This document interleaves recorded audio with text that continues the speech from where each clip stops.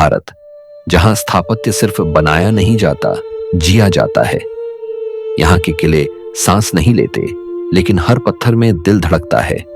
ये वही धरती है जहां सम्राटों ने अपनी सत्ता पत्थरों में दर्ज की, कलाकारों ने अपनी आत्मा उकेरी और समय ने इन्हें अमर बना दिया। किसी महल के झरोखे से इतिहास झांकता है, तो किसी मंदिर की दीवार पर अनकही आस्था गूंजती है। ये स्मारक हमें याद दिलाते हैं कि भारत सिर्फ देखा नहीं जाता, महसूस किया जाता है। हर बार, हर नजर के साथ और हर रहस्य के पीछे छुपे उस जादू के साथ जो इसे दुनिया का सबसे अद्भुत देश बनाता है। नंबर 1, आगरा किला, सम्राटों का सामरिक सिंहासन। उत्तर प्रदेश के आगरा शहर में यमुना नदी के किनारे स्थित आगरा किला सिर्फ एक किला नहीं, बल्कि भारत के साम्राज्यिक इतिहास की आत्मा है। यह वही जगह है जहां मुगल सत्ता का असली केंद्र धड़कता था, जहां से भारत की किस्मत लिखी जाती थी। 1565 में सम्राट अकबर ने इसकी नींव रखी थी और इसे 20 से अधिक वर्षों में लाल बलुआ पत्थर से तैयार करवाया गया। किले का निर्माण कार्य इतना विशाल था कि इसमें लगभग 4000 से अधिक मजदूर और कारीगर दिन रात लगे रहे। आगरा किला न केवल एक रक्षा संरचना थी, बल्कि यह शक्ति, वैभव और स्थापत्य कौशल का अद्भुत संगम भी था। इसके चारों ओर फैली 2.5 किलोमीटर लंबी दीवारें इस बात की गवाही देती हैं कि इसे किसी भी बाहरी आक्रमण से बचाने के लिए कितनी सूझबूझ और विज्ञान का उपयोग किया गया था। इसकी ऊंचाई 70 फीट तक पहुंचती है और चारों दिशाओं में 4 मुख्य द्वार बनाए गए थे, जिनमें सबसे प्रसिद्ध है दिल्ली गेट और अमर सिंह गेट। अमर सिंह गेट ही आज पर्यटकों के प्रवेश का मुख्य मार्ग है। किले के भीतर प्रवेश करते ही एक अलग ही दुनिया सामने आती है। चमकदार संगमरमर के महल, खुले आंगन, नक्काशीदार खिड़कियां और ऐसे गलियारे जो किसी भूल भुलैया से कम नहीं। दीवाने आम और दीवाने खास, 2 ऐसे हिस्से हैं जहां कभी बादशाह अपने दरबार लगाते थे। दीवाने आम में आम जनता अपनी फरियाद लेकर आती थी, जबकि दीवाने खास में सिर्फ राजाओं और दूतों की उपस्थिति होती थी। इसी जगह पर भारत की सबसे महत्वपूर्ण राजनीतिक और सैन्य निर्णय लिए जाते थे। शाहजहां के समय में आगरा किला अपने स्थापत्य शिखर पर पहुंचा। उन्होंने इसमें संगमरमर के अनेक महल बनवाए, जिनमें जहांआरा बेगम का महल, मुसम्मन बुर्ज और शीश महल विशेष प्रसिद्ध हैं। शीश महल में इतनी बारीक कांच की कारीगरी की गई है कि एक दीपक की लौ जलाने पर पूरा कमरा तारों की तरह चमक उठता है। यमुना नदी की ठंडी हवा इन गलियारों से होकर गुजरती थी, जिससे अंदर का तापमान स्वाभाविक रूप से संतुलित रहता था। कहा जाता है कि यह किला प्राकृतिक वातानुकूलन का एक उदाहरण था, जहां बिना किसी आधुनिक तकनीक के शीतलता कायम रहती थी। आगरा किला इतिहास के सबसे भावनात्मक प्रसंगों में से एक का भी साक्षी है। यही वह स्थान है जहां शाहजहां को उनके बेटे औरंगजेब ने जीवन के अंतिम वर्षों में कैद कर दिया था। वह उसी मुसम्मन बुर्ज से हर दिन उस ताजमहल को देखा करते थे, जिसे उन्होंने अपनी प्रेयसी मुमताज महल की याद में बनवाया था। कहते हैं उनकी आंखों से बहते आंसू उस सफेद संगमरमर पर एक स्याह परछाई छोड़ जाते थे। इस किले की दीवारों पर समय के निशान हैं, तलवारों की चोटों के निशान हैं और उन साजिशों की गंध है जिनसे साम्राज्य बने और टूटे। अंग्रेजों के शासन के दौरान भी यह किला सैनिक छावनी के रूप में इस्तेमाल किया गया। इसकी वास्तुकला मुगल, फारसी और हिंदुस्तानी शैलियों का ऐसा मिश्रण है जो दुनिया के किसी और किले में नहीं मिलता।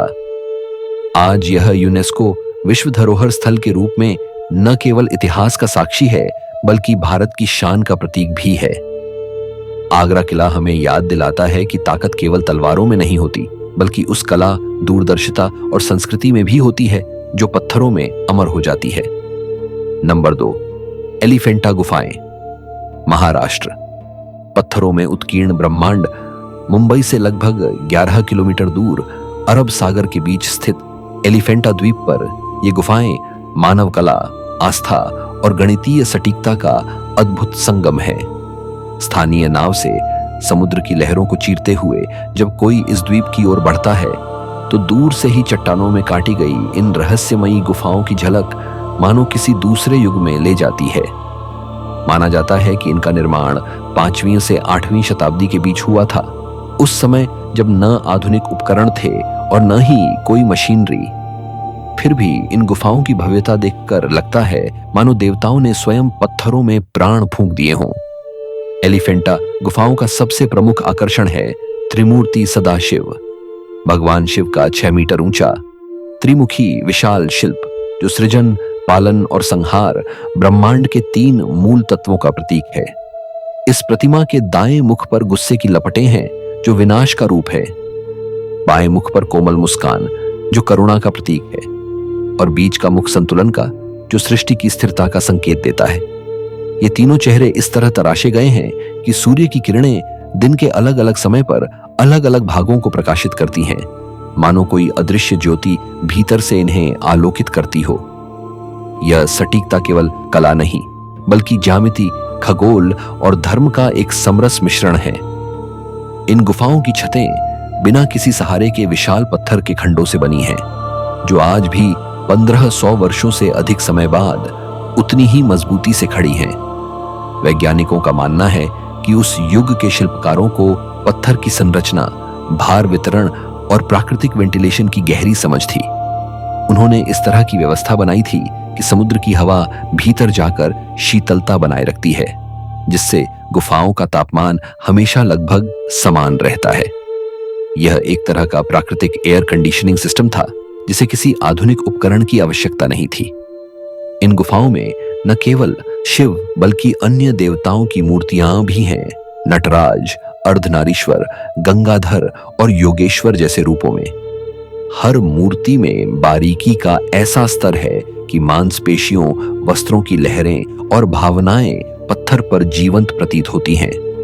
यह उस युग के मूर्तिकारों की कल्पना शक्ति और श्रम की पराकाष्ठा को दर्शाता है। दुर्भाग्य से 16वीं शताब्दी में जब पुर्तगाली इस द्वीप पर आए तो उन्होंने इन मूर्तियों को तोपों से निशाना बनाकर क्षतिग्रस्त कर दिया। उन्होंने भगवान शिव की मूर्तियों को युद्ध अभ्यास का लक्ष्य बना लिया था, जिसके निशान आज भी इन दीवारों पर स्पष्ट दिखाई देते हैं। फिर भी जो बचा हुआ है वह इतना भव्य है कि उसका वैभव कल्पना से परे है।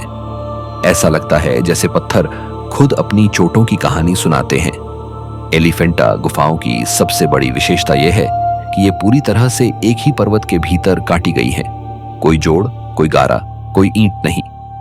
केवल हथौड़ा और छेनी से बनी यह संरचना आज भी एक रहस्य है कि आखिर इतने सटीक कोण, समान अनुपात और इतनी गहराई तक की खुदाई कैसे संभव हुई।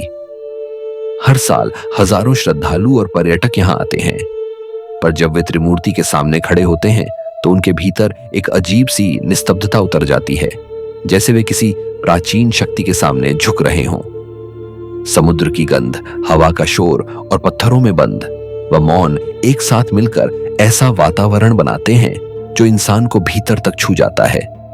यही कारण है कि यूनेस्को ने इसे विश्व धरोहर घोषित किया, क्योंकि यह केवल कला नहीं बल्कि इंसान की आत्मा और विश्वास का पत्थर में अंकित ब्रह्मांड है। नंबर 3, रानी की वाव गुजरात। जल और कला का गुप्त महल पाटन। गुजरात में स्थित रानी की वाव सिर्फ एक बावड़ी नहीं बल्कि भारत की प्राचीन इंजीनियरिंग और कला का ऐसा नमूना है जिसने समय को भी मात दे दी। इसे 11वीं शताब्दी में सोलंकी वंश की महारानी उदयामती ने अपने पति राजा भीमदेव प्रथम की स्मृति में बनवाया था। इस गहराई में उतरती बावड़ी को ऊपर से देखने पर शायद आप सोचें कि यह सिर्फ एक कुआं है, पर जैसे ही नीचे उतरते हैं हर स्तर पर एक नया संसार खुलता जाता है। पत्थरों में उकेरी गई हजारों मूर्तियां, मिथकीय कथाएं और स्थापत्य का ऐसा संयोजन जो किसी मंदिर से कम नहीं। रानी की वाव 7 मंजिल गहरी है और करीब 27 मीटर नीचे तक जाती है। इसकी दीवारों पर 800 से भी अधिक मूर्तियां हैं, जिनमें भगवान विष्णु के दशावतारों से लेकर गणेश, सूर्य, लक्ष्मी और देवी दुर्गा के रूप तक बारीकी से तराशे गए हैं। खास बात यह है कि हर मूर्ति किसी न किसी जल कथा से जुड़ी है, जैसे समुद्र मंथन, वराह अवतार या गंगा अवतरण, जिससे यह साबित होता है कि यह बावड़ी सिर्फ जल संचयन का साधन नहीं थी बल्कि धार्मिक और आध्यात्मिक स्थल भी थी।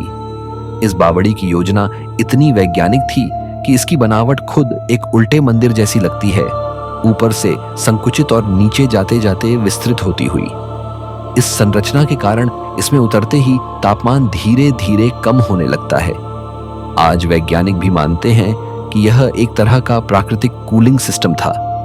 दिन की तपिश चाहे जितनी हो, नीचे के तल पर हमेशा ठंडक बनी रहती थी।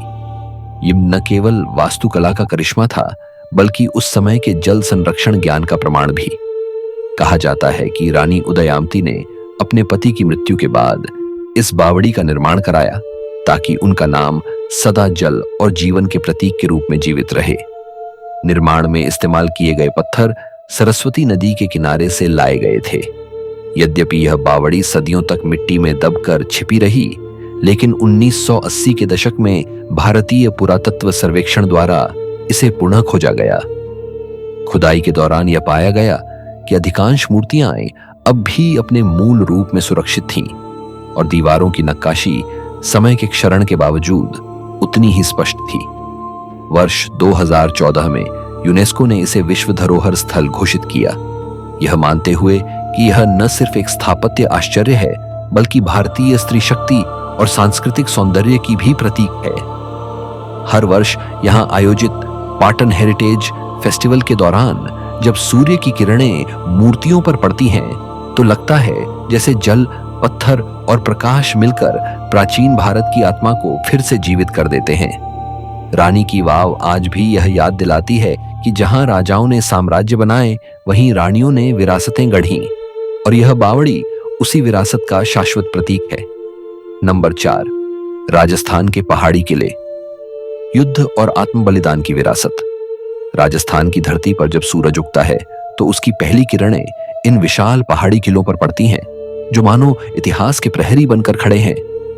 ये सिर्फ पत्थरों के ढेर नहीं, बल्कि वीरता, निष्ठा और बलिदान की जीवित कथाएं हैं। यूनेस्को द्वारा मान्यता प्राप्त राजस्थान के 6 प्रमुख पहाड़ी किले चित्तौड़गढ़, कुंभलगढ़, आमेर, रणथंभौर, जैसलमेर और गागरोन एक साथ मिलकर उस राजपूताना गौरव की कहानी कहते हैं, जिसने दुनिया को साहस का अर्थ सिखाया।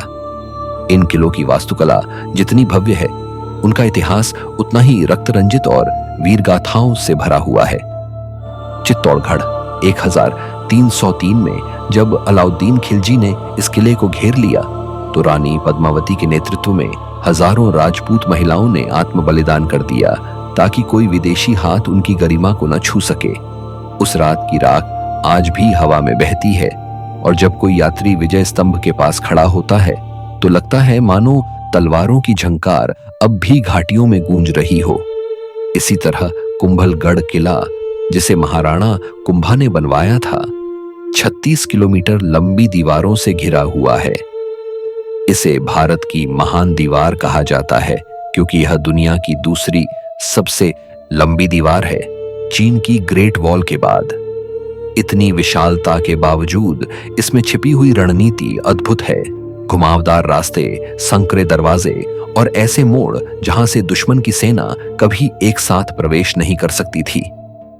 युद्ध के दौरान सैनिक इन्हीं मार्गों से आक्रमण कर अचानक गायब हो जाते थे, जिससे आक्रांताओं के लिए दिशा पहचानना असंभव हो जाता था।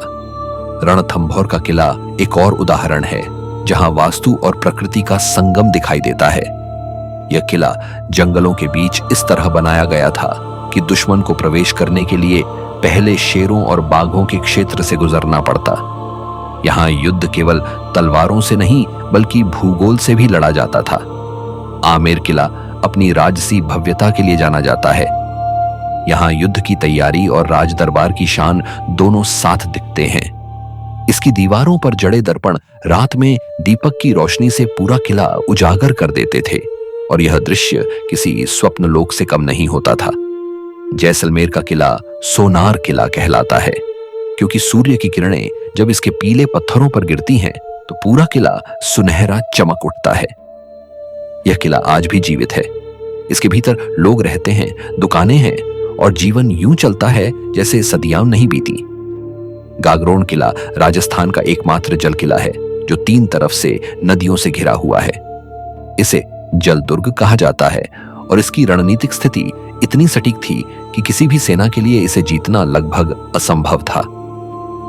इन सभी किलों की विशेषता यह है कि ये न केवल स्थापत्य की दृष्टि से महान हैं, बल्कि इनकी आत्मा में वो साहस गूंजता है जिसने राजपूताना को अमर बना दिया। युद्धों की राख में झिलमिलाती इन दीवारों ने जो देखा वह केवल रक्तपात नहीं था, वह था सम्मान के लिए सब कुछ त्याग देने की दृढ़ता। राजस्थान के ये किले आज भी खामोश खड़े हैं, लेकिन उनकी खामोशी किसी मौन की नहीं, बल्कि उस गर्जना की है जो कहती है, हम झुके नहीं, हम मिट गए पर पराजित नहीं हुए। नंबर 5, रामप्पा मंदिर, तेलंगाना। जल पर तैरते पत्थरों का चमत्कार। तेलंगाना के पालमपेट गांव में स्थित रामप्पा मंदिर भारत की प्राचीन स्थापत्य प्रतिभा का ऐसा उदाहरण है जिसे देखकर आधुनिक इंजीनियर भी अचंभित रह जाते हैं। यह मंदिर वर्ष 1213 ईस्वी में काकतीय साम्राज्य के राजा गणपति देव के शासनकाल में बनवाया गया था और इसका निर्माण लगभग 40 वर्षों में पूरा हुआ। इसका नाम मंदिर के मूर्तिकार रामप्पा के नाम पर रखा गया था। यह अपने आप में अनोखा है क्योंकि भारत में बहुत कम मंदिर ऐसे हैं जिनका नाम किसी कारीगर पर रखा गया हो। यही तथ्य बताता है कि उस समय कला और कलाकार दोनों को कितना सम्मान दिया जाता था। यह मंदिर भगवान शिव को समर्पित है, जहां मुख्य गर्भगृह में एक विशाल शिवलिंग स्थापित है जो अत्यंत शांत और प्रभावशाली प्रतीत होता है। रामप्पा मंदिर की सबसे अद्भुत विशेषता उसके हल्के जल पर तैरने वाले पत्थर हैं। ये पत्थर अत्यंत छिद्रयुक्त और कम घनत्व वाले हैं, जिन्हें फ्लोटिंग ब्रिक्स कहा जाता है। वैज्ञानिकों ने जब इन पत्थरों की जांच की तो पाया कि इनमें अत्यंत सूक्ष्म वायु कक्ष हैं, जिससे ये पानी पर तैर जाते हैं। इसका उपयोग मंदिर की ऊपरी छतों और गुंबदों में किया गया था ताकि संरचना का भार कम रहे और यह भूकंप जैसी आपदाओं को भी झेल सके। 800 साल से अधिक समय बीत जाने के बाद भी मंदिर आज तक खड़ा है, जो उस युग की अभियांत्रिकी का जीवित प्रमाण है। इसके अलावा मंदिर की दीवारों और स्तंभों पर की गई मूर्तिकला इतनी बारीक है कि देखने पर लगता है जैसे पत्थर नहीं, मोम से तराशे गए हों। विशेष रूप से नृत्यरत अप्सराओं, संगीतकारों और योद्धाओं की मूर्तियां इतनी जीवंत हैं कि उनके वस्त्रों की लहरें, चेहरे के भाव और यहां तक कि गहनों की चमक तक महसूस की जा सकती है। कई मूर्तियों में बहुस्तरीय उकेरण का प्रयोग किया गया है। दूर से देखने पर वे एक आकृति लगती हैं, लेकिन पास जाकर देखने पर उनमें दर्जनों सूक्ष्म विवरण दिखाई देते हैं। मंदिर का नंद मंडप और सभा मंडप भी अपने आप में अनोखे हैं। यहाँ की छतें पत्थरों के जटिल जोड़ से इस तरह बनाई गई हैं कि एक भी ईंट या गारा नहीं लगाया गया। हर पत्थर को एक दूसरे में फंसाने की तकनीक का उपयोग किया गया है, जिससे पूरी संरचना भूकंपीय झटकों में भी लचीली बनी रहती है। यही कारण है कि कई सदियों और अनेक भूकंपों के बावजूद रामप्पा मंदिर आज भी लगभग उसी अवस्था में मौजूद है। इतिहासकारों का मानना है कि यह मंदिर केवल धार्मिक केंद्र नहीं था, बल्कि काकतीय साम्राज्य की सांस्कृतिक आत्मा का प्रतीक था। यहाँ बड़े स्तर पर नृत्य और संगीत समारोह आयोजित किए जाते थे, जिनमें देवदासियां और नर्तकियां भगवान शिव को समर्पित नृत्य प्रस्तुत करती थीं। ऐसा माना जाता है कि प्रसिद्ध पेरिणी नृत्य की उत्पत्ति भी इसी क्षेत्र से हुई थी। यूनेस्को ने वर्ष 2021 में इस मंदिर को विश्व धरोहर स्थल घोषित किया, यह मानते हुए कि यह केवल स्थापत्य का उदाहरण नहीं, बल्कि मानवीय रचनात्मकता और वैज्ञानिक सोच का प्रमाण है।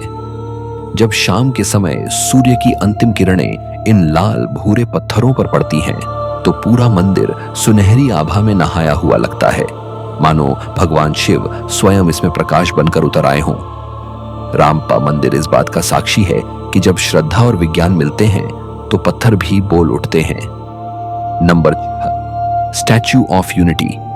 गुजरात एकता की ऊंचाई पर खड़ा लौह पुरुष गुजरात के नर्मदा जिले में सरदार सरोवर बांध के समीप खड़ी स्टैच्यू ऑफ यूनिटी सिर्फ एक मूर्ति नहीं, बल्कि भारत की एकता, दृढ़ संकल्प और नेतृत्व की सबसे विशाल अभिव्यक्ति है।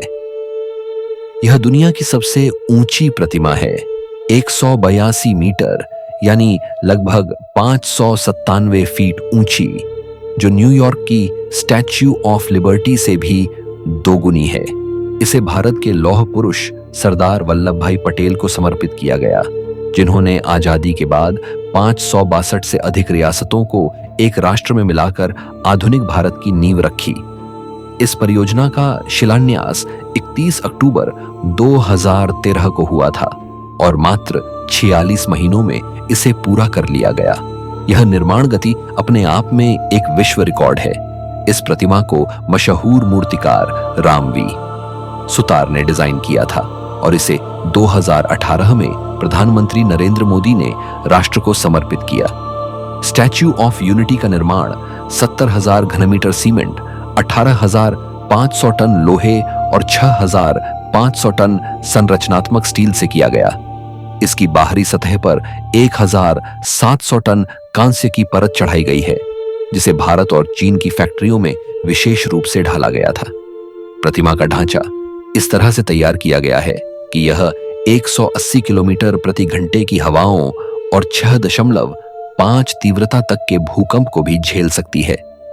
यह केवल इंजीनियरिंग का कमाल नहीं, बल्कि आधुनिक विज्ञान और कला का संयुक्त परिणाम है। इस स्मारक की एक और खास बात यह है कि इसके निर्माण में पूरे देश से लोगों की भागीदारी हुई। भारत के हर राज्य, हर गांव से किसानों ने अपने खेतों के लोहे के उपकरण दान में दिए ताकि वे इस राष्ट्रीय एकता के प्रतीक का हिस्सा बन सकें। इन लोहे के टुकड़ों को पिघलाकर स्टैच्यू ऑफ यूनिटी की नींव में मिलाया गया, यानी यह केवल धातु से नहीं बल्कि करोड़ों भारतीयों की भावनाओं से बनी है। प्रतिमा के आधार भाग में एक भव्य संग्रहालय और प्रदर्शनी हॉल बनाया गया है, जिसमें सरदार पटेल के जीवन, उनके संघर्ष और आजादी के बाद भारत को एकजुट करने की गाथा को प्रदर्शित किया गया है। यहाँ पर मल्टीमीडिया डिस्प्ले, दुर्लभ तस्वीरें और दस्तावेजों के माध्यम से उनकी प्रेरक यात्रा को दिखाया गया है। इसके अलावा 153 मीटर की ऊंचाई पर स्थित ऑब्जर्वेशन डेक से नर्मदा नदी, सरदार सरोवर बांध और आसपास के पर्वतीय नजारे दिखाई देते हैं। यह दृश्य इतना भव्य है कि सूर्योदय या सूर्यास्त के समय पूरा क्षेत्र सुनहरी चमक से भर जाता है। स्टैच्यू ऑफ यूनिटी का पूरा परिसर लगभग 20,000 वर्ग मीटर में फैला हुआ है और इसमें फूलों की घाटी, झीलें, उद्यान और एकता वन जैसी संरचनाएं शामिल हैं। यह न केवल एक पर्यटन स्थल है बल्कि एक राष्ट्रीय तीर्थ बन चुका है, जहां रोजाना हजारों लोग देशभक्ति और गर्व की भावना से भर कर आते हैं। सरदार पटेल के चेहरे पर उभरी दृढ़ता, उनकी आंखों में झलकता आत्मविश्वास और आगे बढ़ते कदम यह संदेश देते हैं कि भारत की ताकत उसकी विविधता और एकता में है। यह प्रतिमा केवल एक व्यक्ति का सम्मान नहीं, बल्कि उस विचार का उत्सव है जिसने भारत को बांटने वालों के खिलाफ जोड़ने की शक्ति दी। जब रात में यह प्रतिमा रोशनी से जगमगाती है तो लगता है मानो इतिहास स्वयं अपने सच्चे रक्षक को सलाम कर रहा हो। स्टैच्यू ऑफ यूनिटी यह याद दिलाती है कि अगर एक व्यक्ति ठान ले तो वह पूरे राष्ट्र की नियति बदल सकता है, और सरदार पटेल ने वही किया, पत्थर पर नहीं, भारत के दिलों पर अपनी छाप छोड़कर। नंबर 7, जलमहल, जयपुर। झील के भीतर छुपा महल राजस्थान की राजधानी। जयपुर के बीचों बीच मानसागर झील के शांत नीले जल में तैरता हुआ प्रतीत होता है जलमहल, एक ऐसा स्थापत्य चमत्कार जो रहस्य और सौंदर्य दोनों का प्रतीक है। दूर से देखने पर यह महल मानो पानी पर तैरता हुआ दिखाई देता है, लेकिन सच्चाई इससे कहीं अधिक गहरी है। इस 5 मंजिला संरचना की केवल सबसे ऊपरी मंजिल पानी के ऊपर दिखाई देती है, जबकि बाकी 4 मंजिलें हमेशा झील के जल में डूबी रहती हैं। यह एक ऐसा दृश्य है जो दिन में आकाश के रंगों के साथ बदलता है, कभी सुनहरा, कभी गुलाबी और कभी धुंधला नीला, और हर बार अपनी एक नई कहानी सुनाता है। जलमहल का निर्माण 18वीं शताब्दी में आमेर के महाराजा जयसिंह द्वितीय ने कराया था। माना जाता है कि यह महल मूल रूप से राजघराने के विश्राम स्थल और गर्मियों में ठंडक के लिए बनाया गया था। इसकी बनावट में मुगल और राजस्थानी स्थापत्य शैली का अद्भुत संगम देखने को मिलता है। संगमरमर की नक्काशीदार झरोखियां, सुंदर छतरियां, पत्थरों की महीन कारीगरी और आंतरिक भाग में जल से जुड़ी वैज्ञानिक प्रणाली। यह महल जिस झील पर बना है उसका निर्माण स्वयं महाराजा ने कराया था, ताकि आसपास के क्षेत्रों में जल स्तर नियंत्रित रहे और गर्मियों में शहर को पर्याप्त पानी मिल सके। जलमहल का सबसे बड़ा रहस्य इसकी संरचना है। आधुनिक इंजीनियरिंग के बिना उस समय यह समझ पाना असंभव लगता है कि किसी इमारत को पानी के भीतर इस तरह टिकाए रखना कैसे संभव हुआ। महल की नींव को छूने की गाड़े और मोटे चूना पत्थर से इस प्रकार जोड़ा गया कि यह सैकड़ों वर्षों से जल दबाव सहन कर रहा है। और सबसे दिलचस्प बात यह है कि इसकी भीतरी दीवारों में ऐसे छिद्र बनाए गए हैं जो जल के दबाव को संतुलित रखते हैं, जिससे यह संरचना कभी क्षतिग्रस्त नहीं होती। वैज्ञानिक दृष्टि से देखा जाए तो यह हाइड्रोस्टैटिक प्रेशर का एक असाधारण उदाहरण है। महल के अंदर आज भले ही प्रवेश वर्जित है, लेकिन इतिहासकारों के अनुसार इसके भीतर नक्काशीदार कक्ष, संगमरमर की सीढ़ियां और शीतल आंगन हुआ करते थे। कभी यह स्थान रानी और राजकुमारियों के ग्रीष्मकालीन विश्राम के लिए प्रयोग में लाया जाता था।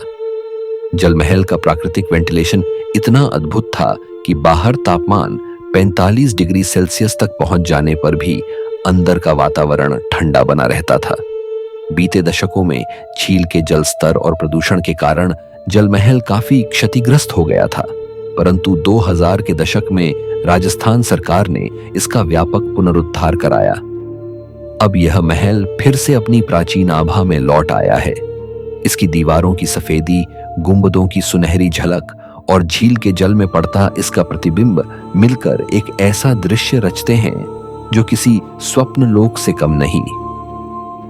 रात के समय जब झील में चांदनी झिलमिलाती है और जलमहल की छाया पानी में डोलती है तो लगता है जैसे समय थम गया हो, जैसे सैकड़ों वर्ष पुरानी कोई राजसी आत्मा अब भी यहां भटकती हो।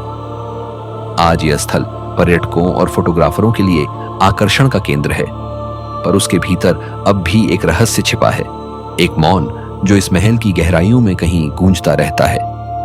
जलमहल हमें यह सिखाता है कि जब मनुष्य कला और प्रकृति के बीच संतुलन साध लेता है तो जल भी दीवारों को थामे रख सकता है और पत्थर भी लहरों में जी सकता है। Number 8, city palace Udaipur. दर्पणों में जगमगाता राजसी संसार। उदयपुर का सिटी पैलेस अरावली पर्वतमाला की गोद में बसे पिछोला झील के किनारे स्थित राजस्थान की शाही विरासत का सबसे उज्जवल प्रतीक है। यह सिर्फ एक महल नहीं बल्कि एक पूरा संसार है, जहां हर दीवार, हर खिड़की, हर दर्पण बीते राजसी युग की झलक देता है। महाराणा उदय सिंह द्वितीय ने 1559 में इसकी नींव रखी थी और अगले 400 वर्षों में उनके उत्तराधिकारियों ने इसमें विस्तार करते हुए इसे एक विशाल महल समूह में बदल दिया। परिणाम स्वरूप यह अब लगभग 5 हेक्टेयर में फैला हुआ स्थापत्य चमत्कार बन चुका है, जो राजपूत, मुगल, यूरोपीय और चीनी कला शैलियों का अनोखा संगम प्रस्तुत करता है। सिटी पैलेस की बनावट इतनी जटिल और विशाल है कि इसे देखने में पूरा दिन भी कम पड़ जाता है। इसमें कई महल, आंगन, संग्रहालय और गलियारे हैं जो एक दूसरे से जुड़े हुए हैं। जैसे ही आप इसके मुख्य द्वार, बड़ा पोल या त्रिपोलिया गेट से अंदर प्रवेश करते हैं, एक राजसी भव्यता आपका स्वागत करती है। संगमरमर के फर्श, कांच की झरोखियां और सुनहरी पेंटिंग्स आपको उस युग में ले जाती हैं जब यहां राजाओं के दरबार लगा करते थे। इस महल की सबसे प्रसिद्ध जगह है शीश महल, दर्पणों का वह कक्ष जो किसी जादुई संसार से कम नहीं लगता। यहां दीवारों और छत पर इतने सूक्ष्म दर्पण जड़े हुए हैं कि एक दीपक की लौ जलाने पर पूरा कमरा सितारों की तरह चमक उठता है। यह व्यवस्था केवल सौंदर्य के लिए नहीं बल्कि विज्ञान का कमाल भी थी, क्योंकि इससे प्रकाश का अपवर्तन इस तरह किया जाता था कि रोशनी हर कोने तक पहुंचे। कहा जाता है कि महारानियों का श्रृंगार यहीं किया जाता था और जब वे सोने के आभूषण पहनती थीं, तो दर्पणों में उनका प्रतिबिंब हजारों चमकदार छवियों में बिखर जाता था, मानो रात के आकाश में कोई जीवंत नक्षत्र हो। महल का मोती महल, जगदीश मंदिर, मोर चौक और पेविलियन ऑफ पर्ल्स जैसे हिस्से स्थापत्य कला की पराकाष्ठा को दर्शाते हैं। विशेषकर मोर चौक की दीवारों पर कांच के टुकड़ों से बनी 3 नाचते हुए मोरों की आकृतियां भारत की सबसे प्रसिद्ध कांच कला में गिनी जाती है। हर मोर अलग मौसम का प्रतीक है, वर्षा, ग्रीष्म और शरद, जो प्रकृति और जीवन के चक्र को दर्शाते हैं। इतिहास की बात करें तो सिटी पैलेस सिर्फ एक निवास नहीं बल्कि एक सुरक्षित दुर्ग भी था। इसके कई भागों में गुप्त सुरंगें बनाई गई थीं, जो सीधे पिछोला झील तक जाती थीं। युद्ध या संकट के समय राज परिवार इन्हीं मार्गों से महल से बाहर निकलकर नौकाओं के जरिए सुरक्षित स्थानों तक पहुंचता था। किले की दीवारें इतनी मोटी थीं कि तोपों के गोले भी आसानी से असर नहीं डाल पाते थे। यह दोहरे उद्देश्य वाला महल था, वैभव और सुरक्षा दोनों का अद्भुत मेल। आज सिटी पैलेस का एक हिस्सा संग्रहालय के रूप में जनता के लिए खुला है, जबकि बाकी भाग अभी भी मेवाड़ राज परिवार के स्वामित्व में है। संग्रहालय में राजसी परिधान, युद्ध में इस्तेमाल की गई तलवारें, रथ और राज दरबार के असली सिंहासन तक प्रदर्शित हैं। जब शाम के समय पिछोला झील की लहरों पर सिटी पैलेस की सुनहरी परछाई पड़ती है तो पूरा वातावरण किसी स्वप्न जैसा लगता है। झील के जल में तैरती उसकी परछाई यह आभास देती है कि मानो समय ठहर गया हो और इतिहास आज भी अपनी चमक में जीवित हो। सिटी पैलेस उदयपुर आज भी वही संदेश देता है, वैभव और कला तभी अमर होते हैं जब उनमें आत्मा बसी हो। और यहाँ हर दर्पण में, हर दीवार में उस आत्मा की चमक अब भी झिलमिलाती है। नंबर 9, जयपुर वॉल, भारत की महान दीवार, राजस्थान की राजधानी। जयपुर के चारों ओर फैली यह विशाल दीवार भारत के सबसे कम चर्चित लेकिन सबसे अद्भुत स्थापत्य चमत्कारों में से एक है। लगभग 10 किलोमीटर लंबी यह जयपुर वॉल 18वीं शताब्दी में आमेर के महाराजा सवाई जयसिंह द्वितीय ने बनवाई थी। इसका उद्देश्य था नई बसाई गई जयपुर नगरी को बाहरी आक्रमणों से बचाना और उसे एक अभेद्य दुर्ग का स्वरूप देना। इस दीवार का निर्माण उस समय की सैन्य रणनीति, वास्तुशास्त्र और भौगोलिक बुद्धिमत्ता का उत्कृष्ट उदाहरण है। यह दीवार अरावली पर्वतमाला की ढलानों पर इस तरह फैली हुई है कि यह प्राकृतिक पहाड़ियों को अपनी रक्षा प्रणाली का हिस्सा बना लेती है। जयपुर वॉल को लाल और गुलाबी बलुआ पत्थर से बनाया गया है, वही पत्थर जिसने पूरी गुलाबी नगरी को उसकी पहचान दी। इसकी ऊंचाई औसतन 6 से 7 मीटर है, जबकि कुछ हिस्सों में यह 9 मीटर तक पहुंच जाती है। दीवार के ऊपर गश्त के लिए चौड़ी पगडंडियां बनाई गई हैं, जहां कभी राजपूत सैनिक दिन रात पहरा देते थे। हर कुछ 100 मीटर पर चौकियां और वॉच टावर बने हैं, जिनसे पूरे शहर और आसपास के जंगलों का स्पष्ट दृश्य मिलता है। इन चौकियों के शीर्ष पर पत्थर के छत्र बनाए गए हैं, जो सैनिकों को धूप और वर्षा से बचाने के साथ साथ वास्तु संतुलन भी प्रदान करते हैं। सबसे उल्लेखनीय बात यह है कि जयपुर वॉल को किसी आधुनिक उपकरण या मशीन के बिना पूरी तरह मानव श्रम और पारंपरिक उपकरणों से बनाया गया। स्थानीय कारीगरों ने पहाड़ों की प्राकृतिक बनावट को ध्यान में रखकर पत्थरों को इस तरह काटा कि वे एक दूसरे में सटीकता से फिट हो जाएं। यह न केवल सौंदर्य बल्कि स्थायित्व का भी प्रतीक है। 300 वर्षों से अधिक बीत जाने के बावजूद यह दीवार आज भी मजबूती से खड़ी है। इसके निर्माण में चूने का गारा, गुड़, बेलगौंद और विशेष प्रकार की मिट्टी का मिश्रण उपयोग किया गया था, जिससे यह पत्थर सदियों तक एक दूसरे से जुड़े रहे। इस दीवार के 5 मुख्य द्वार हैं: चांदपोल, सूरजपोल, अजंता पोल, सामोद पोल और गालता पोल। हर द्वार का नाम उसके दिशा और उपयोग के आधार पर रखा गया था। सूरजपोल से सुबह की पहली रोशनी शहर में प्रवेश करती थी, जबकि चांदपोल रात के पहरेदारों के लिए मुख्य मार्ग था। इन द्वारों पर नक्काशीदार लकड़ी के दरवाजे और सजावटी कीलें लगाई गई थीं, जो न केवल सुंदरता बढ़ाती थीं, बल्कि युद्ध के समय दुश्मन के हाथियों और तोपों से दीवारों को सुरक्षित रखती थीं। जयपुर वॉल केवल एक रक्षा संरचना नहीं थी, यह शहर के जीवन का हिस्सा भी थी।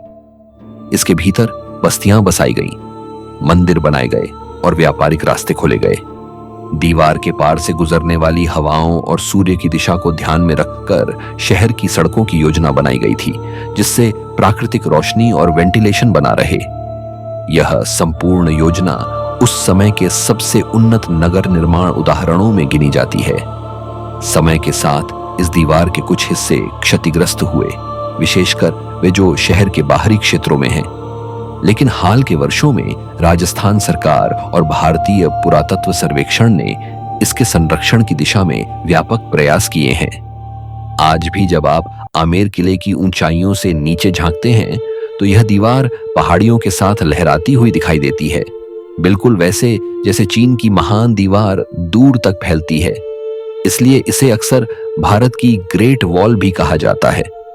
रात में जब जयपुर की रोशनियां जलती हैं और यह दीवार हल्की सुनहरी चमक में नहाती है, तो लगता है मानो इतिहास खुद इस दीवार पर खड़ा होकर शहर को निहार रहा हो। जयपुर वॉल सिर्फ पत्थरों का ढांचा नहीं, बल्कि उस दृष्टि और दूरदर्शिता का स्मारक है जिसने जयपुर को भारत के सबसे योजनाबद्ध और सुरक्षित नगरों में शामिल किया। यह हमें याद दिलाती है कि सच्ची कला वही होती है जो सौंदर्य के साथ सुरक्षा भी प्रदान करे, और जयपुर वॉल उस आदर्श का जीवंत उदाहरण है। नंबर 10, अक्षरधाम मंदिर, दिल्ली। आधुनिकता में प्राचीनता की झलक। दिल्ली के यमुना तट पर स्थित अक्षरधाम मंदिर भारत की आत्मा का आधुनिक स्वरूप है, जहां प्राचीन शिल्पकला और आधुनिक इंजीनियरिंग एक साथ सांस लेते हैं। 2005 में निर्मित यह मंदिर देखने में जितना भव्य है, उतना ही गहरा उसका आध्यात्मिक अर्थ भी है। इसे स्वामी नारायण संप्रदाय ने बनवाया था और इसके निर्माण में लगभग 11,000 से अधिक कारीगरों ने मिलकर 5 वर्षों तक अथक परिश्रम किया। जब यह पूरा हुआ तो यह न केवल भारत बल्कि पूरे विश्व के लिए गौरव का विषय बन गया। अक्षरधाम का मुख्य मंदिर गुलाबी बलुआ पत्थर और सफेद संगमरमर से निर्मित है, जिसमें न तो स्टील का उपयोग किया गया है और न ही सीमेंट का। यह पूरी तरह से पारंपरिक भारतीय स्थापत्य तकनीक पर आधारित है, जिससे इसे सैकड़ों वर्षों तक टिके रहने की क्षमता मिली है। मुख्य मंदिर की ऊंचाई लगभग 43 मीटर है, जबकि इसकी चौड़ाई 96 मीटर और लंबाई 109 मीटर है। इसमें 234 बारीकी से तराशी गई स्तंभ हैं, 9 भव्य गुंबद और 20,000 से अधिक मूर्तियां, जो भारतीय संस्कृति और धर्म की विविधता को दर्शाती हैं। हर मूर्ति, हर आकृति एक कहानी कहती है, कोई वीरता की, कोई भक्ति की, तो कोई उस ज्ञान की जिसने भारत को सभ्यता का केंद्र बनाया। मंदिर के केंद्र में भगवान स्वामीनारायण की 11 फीट ऊंची स्वर्ण मंडित मूर्ति स्थापित है, जो पूरी तरह हाथ से गढ़ी गई है। यह मूर्ति जब सूर्य की किरणों में चमकती है तो ऐसा लगता है जैसे स्वयं प्रकाश यहां ठहर गया हो। मंदिर के चारों ओर बने नक्काशीदार दीवारों में रामायण, महाभारत और उपनिषदों के प्रसंगों को सूक्ष्म कलाकृतियों के रूप में उकेरा गया है। यहाँ की पत्थर की कला इतनी सजीव है कि देखने वाला भूल जाता है कि वह मूर्तियों को देख रहा है या इतिहास को। अक्षरधाम का यज्ञ पुरुष कुंड दुनिया का सबसे बड़ा स्टेपवेल है, जो आध्यात्मिकता और विज्ञान का संगम प्रस्तुत करता है।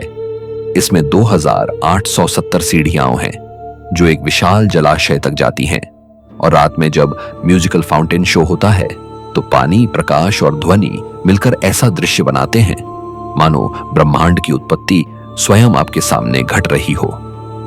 यह शो वेदों और उपनिषदों के मंत्रों पर आधारित है, जहां हर तरंग, हर किरण किसी न किसी श्लोक का रूप लेती प्रतीत होती है।